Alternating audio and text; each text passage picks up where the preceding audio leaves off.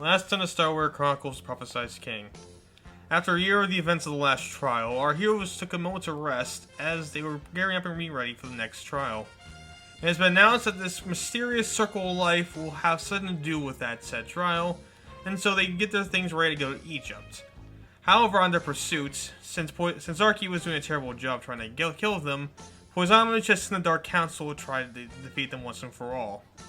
They managed to fight off one of them, Count Chuck, with an airplane to Egypt. Though Chuck had him on the ropes with his nightmare ability, they managed to get by him easily, thanks to Cody learning about his weakness and able to beat him through that measured. Now they finally made it to Egypt, where they hope to find a circle life before any of the other Dark Council members, who are still on the pursuit along with Thanto, will stop them from doing so. Episode 29, Circle of the Desert. We are now at a graveyard on a misty day. Darky was there walking through it, studying each grave he passed by.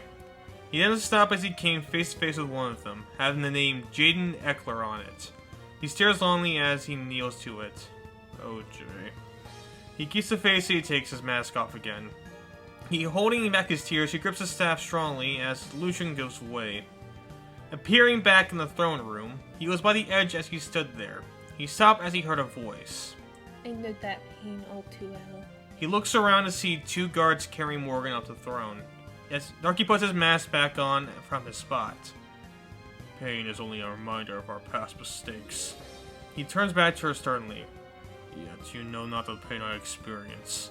The kind of things your people did to me and the people I care about. He looks up close to her. You killed my husband and tormented my son. I think I might have an understanding. Darky gets up closer. Is that what you think? Perhaps you need to look deeper to understand where I come from. Darky turns back to the throne. Besides, that's not why I brought you here today. Finally giving up? You know he's edging closer. She feels the force push her back against the wall. She sees Darky use some sort of spell to keep her there. I'm well aware of the situation, and my patience has grown quite thin. You're just mad that the Emperor doesn't trust you anymore. Darky forced her back again. I don't give a damn for the Emperor's feelings. The only thing I care about is retribution for this universe. Tell me where he is. Now! This gave Morgan an idea. You mean your retribution? Darky flinched after hearing that, allowing her to break out of the spell. After coughing to catch her breath, she gets up to slowly face him.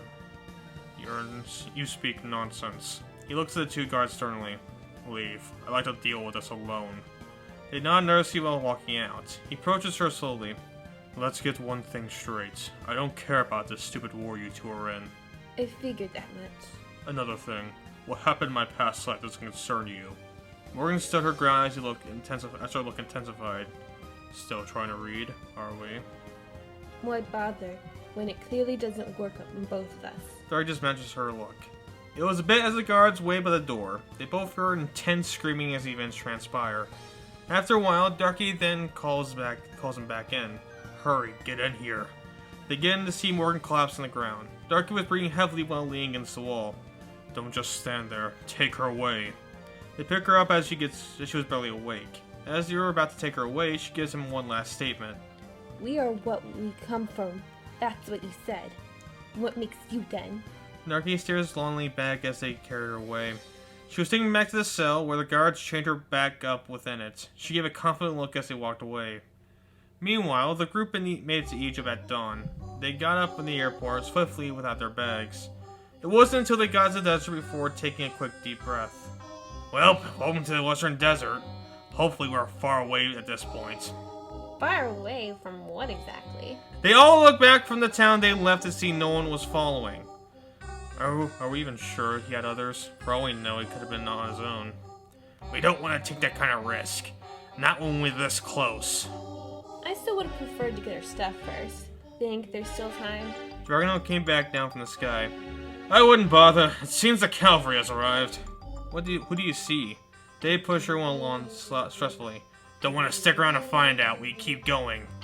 With little supplies? We keep going! Sierra quickly shuts up as they follow along. This leads us back to the town. There was a hospital there where some of the receptionists were sending a few patients out. They gave gleeful looks before total shock entered their body as Count Chuck's body flopped on the desk. They look up to see Nemesis and Dark Flame there. Excuse me, would you be so kind as to take a look at our friend? They remain shocked as nothing happened. He slammed his fist on the table. Heal him now or I break you. They all ran away as Dark Flame facepalmed. Couldn't control your patience for 5 seconds. Nemesis looked back unamused. What do you suggest I do? Waste our time? They argued back and forth as Anto read a magazine while sitting. These are the guys who are going to take him out? What loser. Traversing through the desert. It was exponentially hot as each member outside of Dragonelle panted like dogs. How could he survive in this heat? Mike gave a laugh as he walked beside her. I've been wondering the same thing. Seer gave a strong look at David as he led the pack. You know, getting some supplies would have helped in this instant. David rolled his eyes as Terry gave her a water bottle. Don't worry, I got everyone covered. She continues to look over to see Terry take some water bottles from her weird fridge through a portal. Isn't that stealing? Fear appeared a reflection of water. Not if you get caught! They heard Cody laughing beside them. That isn't very heroic of you, Fury. Relax, it's Francisco's fridge. He nodded to get Sierra's attention. Trust me, I'd rather die of dehydration than resort to stealing. Goes to show how courteous I am. Sierra drinks some of the water. Or stupid. She goes over to Mikey and Zora, giving them both a bottle. For you two. They take it out, giving them thanks. So, I've been thinking, you haven't made any decisions on the Royal Guardsmen, have you? Maya drinks some of it while thinking. Guess you're gonna do us something uncommon. He swallows a bit of water. Not yet, though I admire your determination. You're almost as determined as Cody is. Sierra gave her a glare as Zora laughed. I wasn't gonna say it, though hers is a lot different in comparison.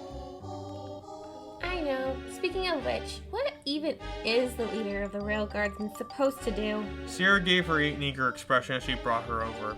She begins discussing it to her as Mikey takes notice of David walking like nothing was happening. You okay? David takes notice of him behind. Of course I'm fine. Mikey gave him a cynical look. You've been rather pushy as of late, more than we used to. So I've been wondering if something is going on with you. David allows him to catch up as they traverse through the desert. You haven't been the same since the Madden attack. David nods in understanding. We come a long way. Guess I'm just excited to get my home back. They both look forward longingly. Then again, I guess I have been a little too eager as of late.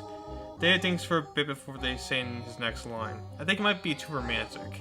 David glances at him while looking up at the sun. He sees it almost down. He stops as he turns back to the others. Get camp set up. We don't have that much time left. Dragonel flies ahead. You do that. I'll try to find anything that looks suspicious. He flies away as the others catch up. We could just go home. Terry knows where we're at, so it no longer shouldn't be an issue. David shakes his head in denial. As much as I would like that, we can't risk that. Since I knew we were at the specific plane, a certain suspicion arose in me. They had to learn it from somewhere, so why not at our home? Meaning we can't risk that. Let's set up. It took a bit for them to set up. It could get colder quickly. Fortunately, most of them had the means to deal with it. After eating dinner, Mikey brought David out a little far away to talk. Want to finish up what we started, eh? Mikey takes a look at the moon. I don't believe that one of those speckles we see is Starvania. Mikey nods in agreement. I suppose you're right. He took a seat in the sand while looking up. You know, I stand by what I said earlier, right? David shrugs at hearing that. I know, and I suppose you're right. He puts a serious face for looking up. But at the same time, you are wrong.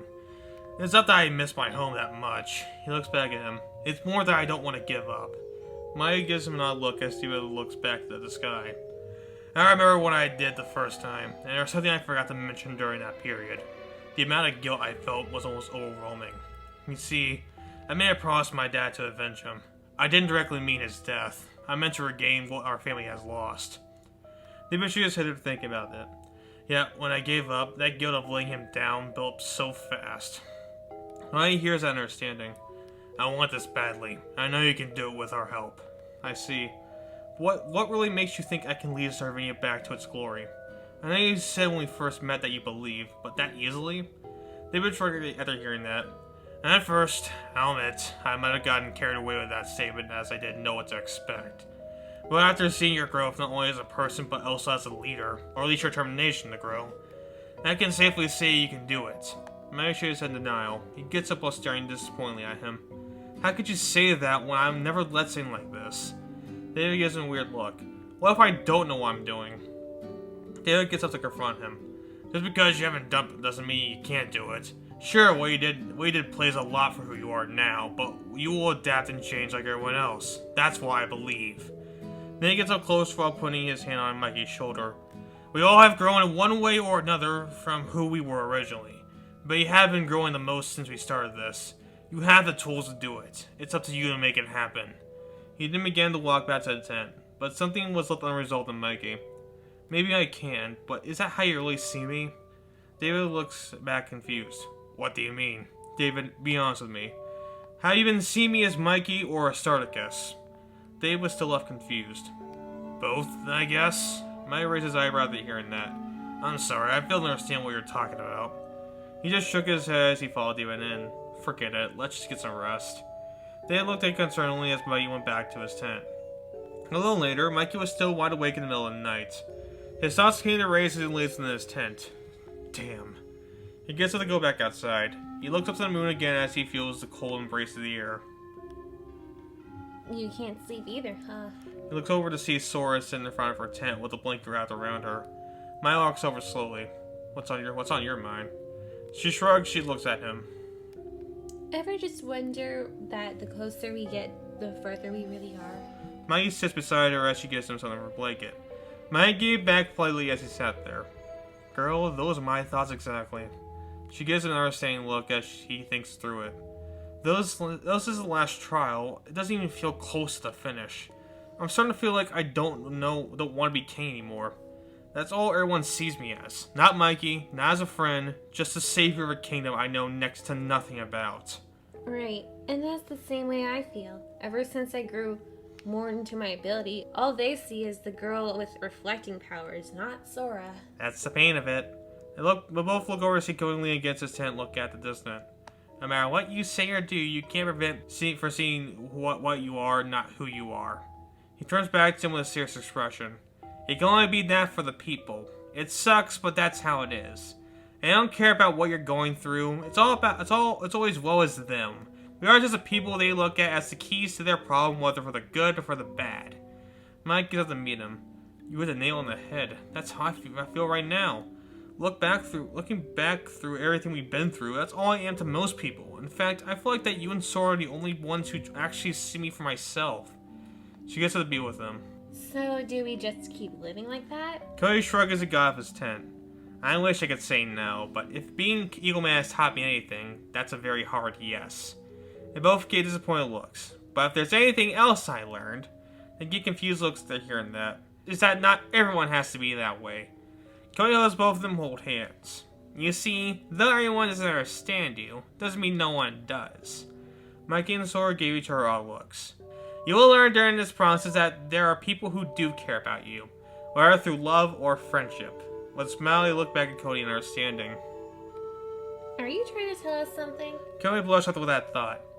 No, I'm just saying. He scoffed at hearing that. And here I thought I was going to be serious with you guys for the first time. He laughs as they do. Whatever. You know what I was talking about. I nodded a little happier. Mike didn't stop as he heard a faint voice in his mind. Michael. He looks through his thoughts to figure out who it is. In a moment, Mom. I'm going through something. No, this is important. Bring others with you as well. Can I do that? Or explaining it to him with him blushing. Now what? Don't tell me I was interrupting something else, was I? Sora punched him on the shoulder playfully. Oh, you. Guys, they turned back to him, who was still blushing. So, my mother would like to speak with you. Is that even possible? I thought you could only communicate with your mind. I thought so too, but he blushes even further. There is a way through my mind we can communicate. What is it? The scene cuts in very close to each other in a tent while holding each other's hands. I don't get why this is embarrassing. Are we conducting a seance? No, but I'm not sure if you really want to meet her in this current state. No, we've seen worse. How bad could she be? Mary nods. He puts the watch directly in the middle. He presses a button on the side while glowing a big blue button. Alright, try to sleep the best you can. They nod as they want to do just that. Maya wakes up back in the cell where he sees his mother once more in great spirits. You rain? Where's the others? It wasn't too long before Sora's vision reappeared in the cell. Oh my god, it works! She looked over to see the starving woman chained. She holds her gas back. Don't tell me, that's your mom? She gives a welcoming look as they study each other. I told you. Now who do we have here? Sora comes closer slowly. It's okay, I don't bite. I know, but I'm not sure if you can really see me. Lauren holds her hand out to her. Plain as day. Sora takes notice and gives her hand her greeting. It obviously fades through, so they had to best imitate it as they could. Name's Sora Peters. I'm Mikey's. Gordon gasps after hearing that. You're his girlfriend, aren't you? I knew he said you were beautiful, but I never imagined this pretty. Sora folds her hair back with a shred of pride. Oh, thanks for noticing. After that, Cody popped in.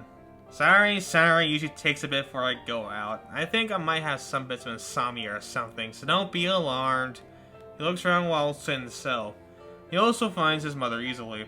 Morgan Sarkis, there you are. If I call you that, not sure how formal you want me to be. She giggles as he walks forward.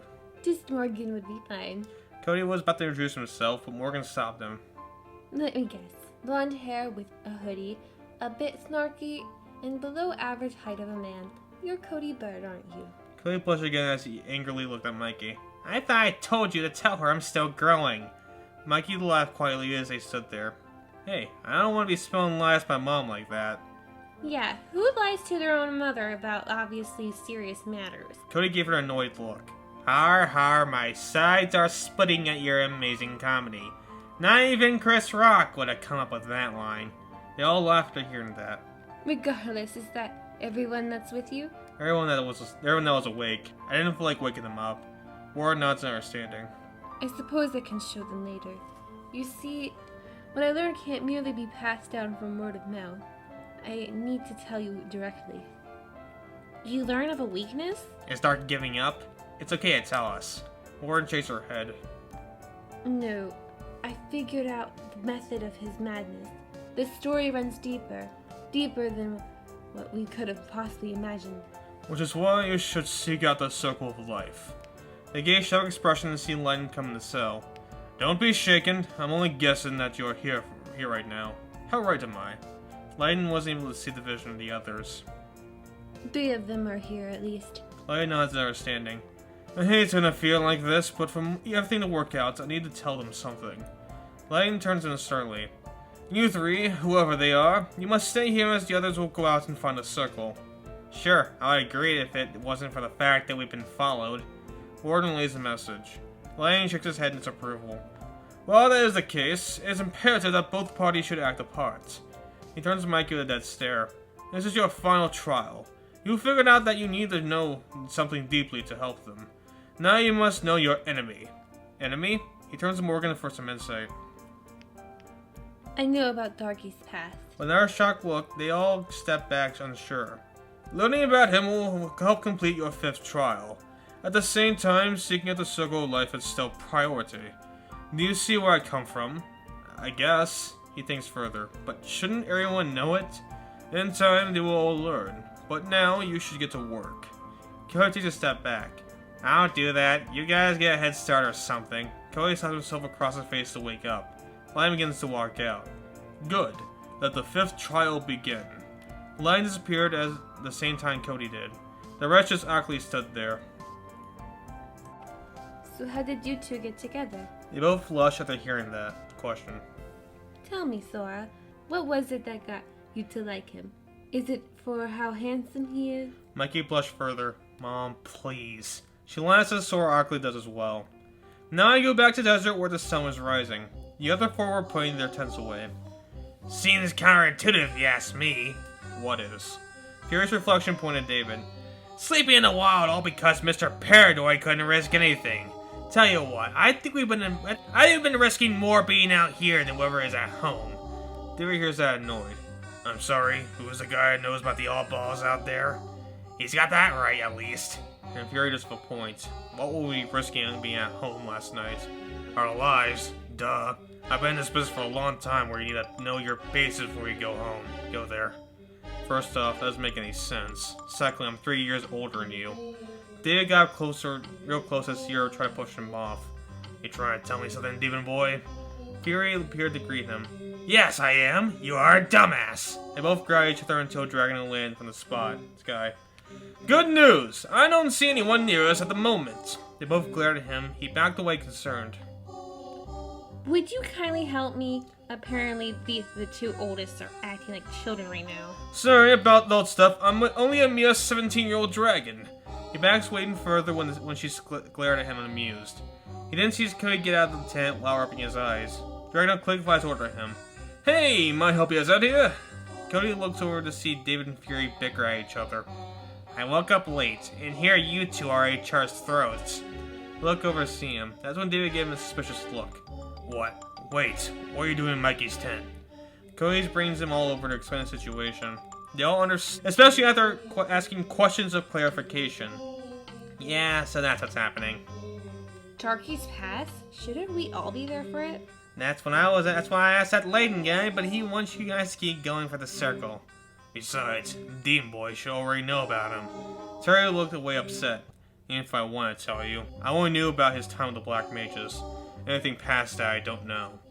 Whatever, we're gonna do that since it's part of the trial. You can find a place to hide our tent if you ever get paranoid. I wish you luck in your quest to find the mighty circle of bullshit. He goes back to the tent. They remain quiet as David and Terry refuse to look at each other. I'm not sure about the circle, but I do know what is bullshit. As do I, dickhead. Sierra cringed annoyed. I thought we were done with the pointless fighting. I thought so too. After a bit, Terry sent the tent away with a portal as they finished cleaning up. That should keep them from being found. Anything else we missed? He looks back to see the others ready to go. Jordan kept looking all around to see nothing. So far, the coast is clear. We should go now while we have a lead. They all nod as they march forward. Sierra led the way as David and Terry walked side by side behind her. They both saw her look back at them disappointed as they walked. Terry, I'm sorry for fighting with you earlier. It was early and I guess I didn't feel like dealing with anyone's shit.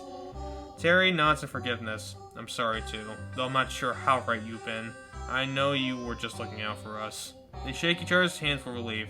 Let's agree not to do that again. He looks forward to see Sierra's expression. Yeah, let's. Look, you two looked at her for her input. She shook her head sarcastically with a smile. The 30 and 33-year-old, ladies and gentlemen. They kept going forward as it got hotter as the day went by. David was looking through the pages of a book for some input. It says here that it's in the direct middle of the desert. Great, now how do we know what is the exact middle? They stopped to look around and see nothing but the hills with sand anywhere. We didn't think this through, did we? Dreadnought comes down with his thoughts. I can fly around and see if we can find something. How good are you with directions? Dreadnought shrugged as they all groaned. It's like we've been finding the desert itself. David had a thought as he summoned his phoenix. I think I have an idea. He looks over to Terry. My phoenix always tries to hit its target unless something blocks it. He also summons the air while firing forward. If we can pour it all around the desert, we could follow it until it finds a place. Why didn't we do that earlier? Because it's incredibly fast and it takes a lot out of me to do it. But in order to accomplish our goal, we have to do this. Terry nods as he summons a portal in the sky. Let's hope your theory is correct then. David nods and launches Phoenix into the portal. It flies in quickly as it approaches the sky. Like a bullet, it lands in a spot not too far from them. Dreadnought was following it as it landed. Guys, over here! The portal over to see what he was talking about. It was a symbol on a stone pedestal that resembled the pattern in the picture. We were this close all this time? David goes over to investigate. He holds a book by him to learn more. Yep, this is the correct spot. Now what we need to do is... He choked up his words after reading the next line. To do what? This is kind of morbid. Have something to say on this page. Not just anyone, but someone whose life has been already gone by. Fury came out eagerly. You called for a dead person? He takes the book while stepping on the pedestal. Didn't he die before he had a chance to live? Fury clears his throat as he begins to read. The path of life is a long and arduous road that many have to walk through. The past helps identify where we came from and how we will grow as people. The present is the path we walk now as we prepare and grow.